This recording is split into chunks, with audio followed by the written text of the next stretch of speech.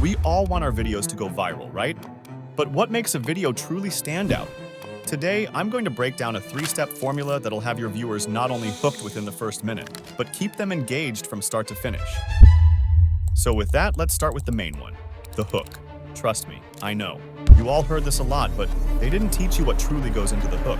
It is the most essential part that can break or make a video viral. It needs to grab your viewers' attention instantly and make them want more. See, now that I have your attention, let's start by deconstructing what is in this hook. To do that, we need to thoroughly review our footage. You need to look for that one standout moment that encapsulates the essence of our video. It could be a surprising action, a relatable moment, or a visually striking shot. Next, trim away any unnecessary elements to keep the hook concise and impactful. Remember, we want to create intrigue, not give away the entire plot. Once you've honed in on your hook, consider adding text or graphics that emphasize its significance, which every big YouTuber does. Even Mr. Best does this in his videos. This is a $100 million mega match. A well-placed caption, question, or bold statement can make your hook really stand out. Remember, this is your opportunity to set the stage for what's to come.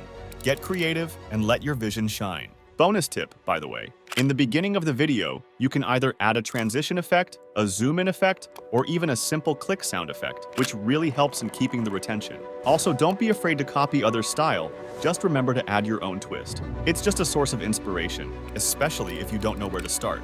So, one piece of advice I can give to get better is to try deconstruct how a scene was made in the video. For example, in the first 2 seconds, I took screenshots of YouTube likes and views from videos I worked on. Then, I trimmed them to create this flash cut of a common goal, followed by a relatable moment to trigger a memory, which I created by just recording my screen, scaling it, trimming unnecessary parts, and adding some blur and a black vignette. That can be made by adding a black video, then masking it. And finally, I added this overlay to give it a pixelated screen look. This was followed by a visually appealing shot of my formula, which I created using Midjourney. And all you have to do is write the scene you want followed by these parameters. You can pause the video and take a screenshot of it.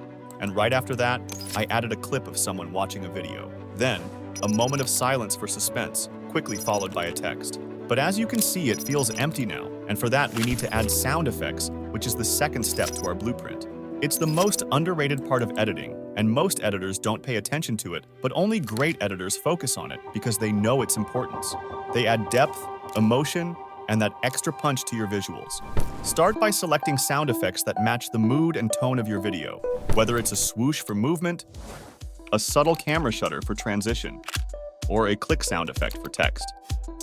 Remember, subtlety is key. Sound effects should enhance the viewer's experience, not overshadow it. Here is an example of a bad sound design and good sound design. Literally anything I say. The Greater Antilles Archipelago in the West.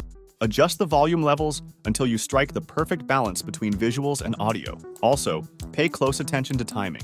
Synchronize your sound effects with on-screen actions or transitions to create a seamless and immersive viewing experience.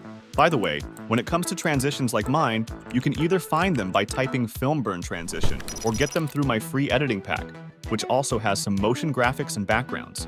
Also, when it comes to sound effects, it doesn't just end with these. Those were just the tip of the iceberg. There are 3 other main sound effects for music: hits, risers, and bass. They are very important when it comes to transitioning between music. But before that, we're going to talk about keeping the retention throughout the video. There are a few tricks to doing that. Obviously, the first one is the sound effect, but it needs to be subtle. After that comes movement and motion, which you can add in talking head videos. For example, check this out. Now listen, this may sound obvious. You can do this by simply adding an adjustment layer and transform effect. Add a keyframe at the beginning and end, then cut the adjustment layer in the middle, or even in videos like mine. See this part where I added text? I was slightly zooming in by just adding a keyframe at the beginning, then scale in, and add a keyframe after a few frames from when you want to end the scene. And finally, we have subtitles. They truly keep the viewer's attention if you add them in this format, basically word by word. So with that, let's move on to step 3. Music, which is the heartbeat of your video.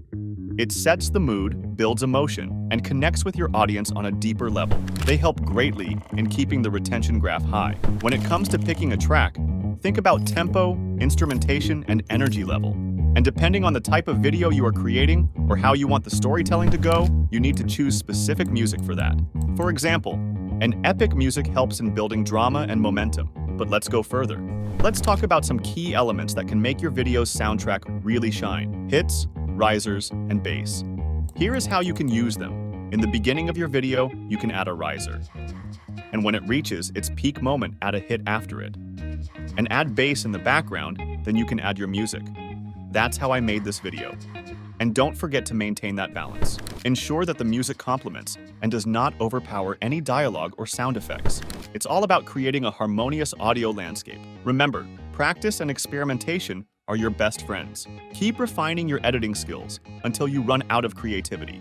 But don't worry, because in the next video, I'm going to show you how to progress to the next stage of editing when you're stuck with a seemingly simple task, which you might already be doing, but not quite in the right way. See you in the next video, and don't forget to check out my previous one. Thanks for watching, and don't forget to subscribe so you don't miss it.